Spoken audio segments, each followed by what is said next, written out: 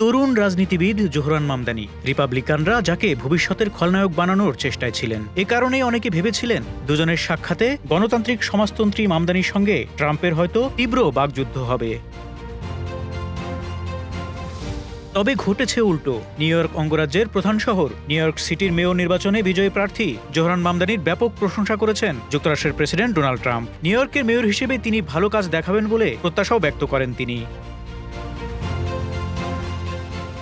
White হাউসের oval অফিসে শুক্রবার প্রেসিডেন্ট ট্রাম্পের সঙ্গে সাক্ষাৎ করেন মামদানি। বৈঠকের পর মামদানির ব্যাপারে সাংবাদিকদের ট্রাম্প বলেন, আমি আপনাদের বলতে পারি যে আমার দৃষ্টিভঙ্গিতে কিছু পরিবর্তন এসেছে। এখন আমার দৃঢ় বিশ্বাস নিউ ইয়র্কের মেয়র হিসেবে মামদানি তার দায়িত্বগুলো খুব ভালোভাবে সম্পাদন করতে পারবেন।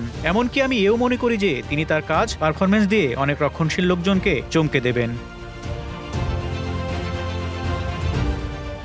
গত ৫ নভেম্বর রীতিমতো ইতিহাস গড়ে যুক্তরাষ্ট্রের মেয়র নির্বাচনে জয়ী হন ডেমোক্রেটিক পার্টির প্রার্থী জোহরান মামদানি। মোট ভোটের ৫০% পেয়ে এই জয় নিশ্চিত করেন তিনি। আগামী ১ জানুয়ারি নিউ ইয়র্কের মেয়রের শপথ নেবেন এই তরুণ রাজনীতিবিদ। শপথ গ্রহণের পর ৩৪ বছর বয়সী মামদানি হবেন নিউ ইয়র্কের ইতিহাসে সবচেয়ে কম বয়সী এবং প্রথম মুসলিম মেয়র।